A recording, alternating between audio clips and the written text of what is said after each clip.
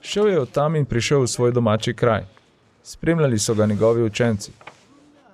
Ko je prišla sobota, je začel učiti v shodnici. Mnogi, ki so ga poslušali, so začudeni govorili: Odkot njemu to? Kakšna je ta modrost, ki mu je dana? In kakšna mogočna dela se godijo po njegovih rokah? Ali ni to tisti tesar, sin Marije in brat Jakoba, Jozeja, Juda in Simona? Mar njegove sestre niso tu pri nas? In spotikali so se nad njim. Jezus pa jim je govoril: Prerok ni brez časti, razen v domačem kraju, pri svojih sorodnikih in v svoji hiši. In ni mogel tam storiti nobenega mogočnega dela, samo na nekaj bolnikov je položil roke in jih ozdravil. In čudil se je njihovi neveri. Hodil je vasi v okolici in učil.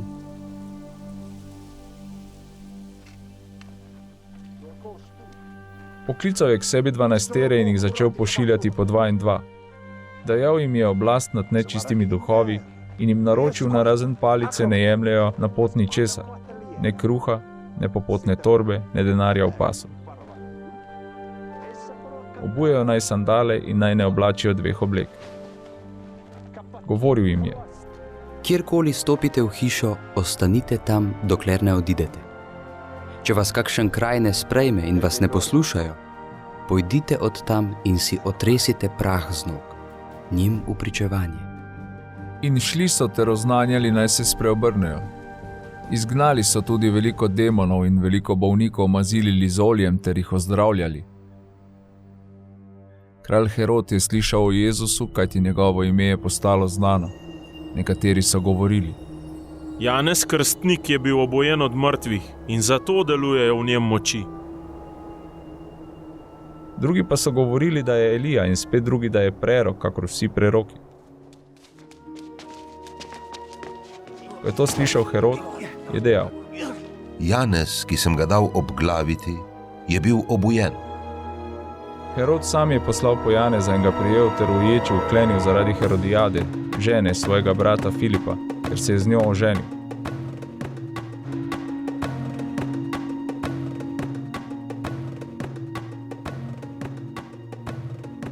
Janez je namreč govoril Herodu: Ne smeš imeti bratove žene. Herodijada ga je sovražila in ga hotela umoriti, a ga ni mogla. Herod pa se je bal Janeza, ker je vedel, da je pravičen in svet mož, in ga je ščitil. Kadar ga je slišal, je bil v veliki zadregi, vendar ga je rad poslušal.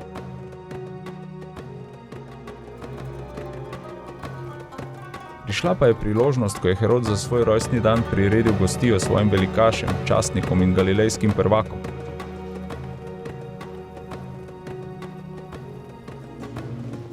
Vstopila je Herodijadina hči in zaplesala. Herodu in tem, ki so bili z njim pri mizi, je bila všeč in kralj je rekel deklici: Prosi me, karkoli hočeš, in ti bom dal. Celo prisegel je vneto: Karkoli me poprosiš, ti bom dal, vse do polovice svojega kraljestva. Šla je ven in dejala svoji materi. Zakaj naj prosim? Ta pa je rekla: Za glavo Janeza Krstnika.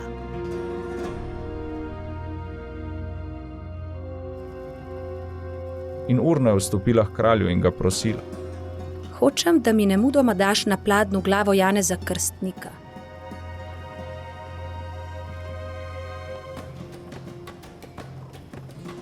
Kralj se je zelo užalostil, vendar ji zaradi prisege, ki jo je izrekel pričo gostov, ni hotel odreči. Tako je poslal porablja in ukazal, naj prinese njegovo glavo. Ta je šel in ga v ječi obglavil.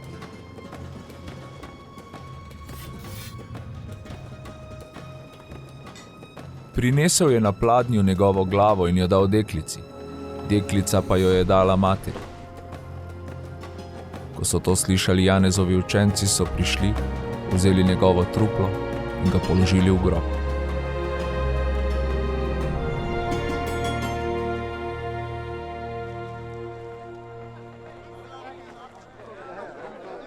Apostoli so se zbrali pri Jezusu in mu poročali o vsem, kar so storili in učili. Tedaj jim je rekel: Pojdite sami zase v samoten kraj in se malo odpočite. Mnogo ljudi je namreč prihajalo in odhajalo, tako da še jesti niso otegnili. In odrinili so s čolnom sami zase v samoten kraj. Mnogi pa so jih videli, da odhajajo in so jih prepoznali. Iz vseh mest so skupaj peš hiteli tja in prišli pred njimi. Ko se je Jezus izkrcal, je zagledal veliko množico. Zasmilili so se mu, ker so bili kakor ovce, ki nimajo pastirja, in jih je začel učiti mnogo stvari.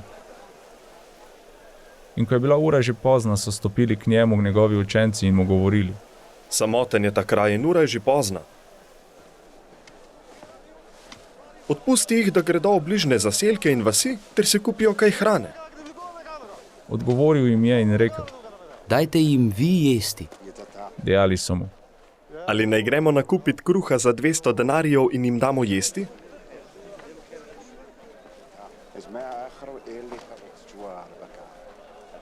On pa jim je rekel: Koliko hlebov imate? Pojdite in poglejte. Ko so poizvedeli, so mu rekli: 5 in 2 ribi.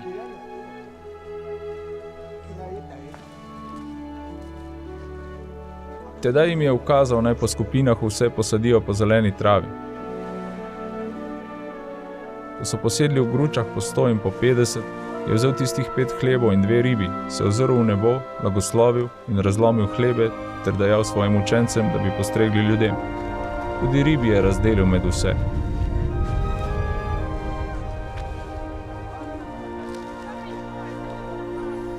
In vsi so jedli in se nasitili.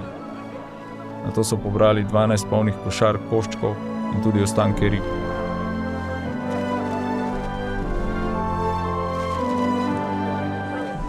Tistih, ki so jedli kruh, pa je bilo 5000 mož.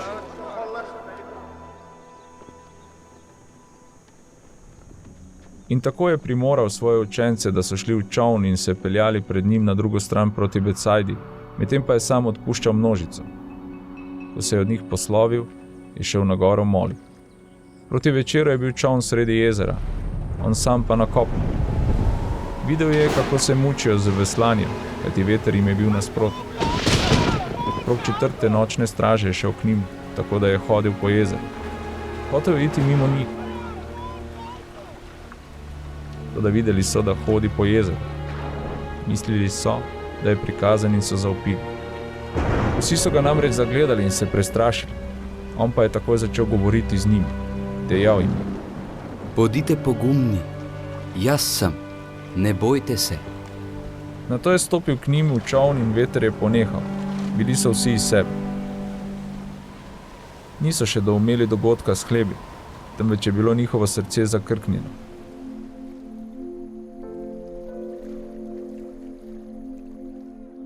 Ko so se prepeljali, so pri Genezaretu dosegli kopno in pristali.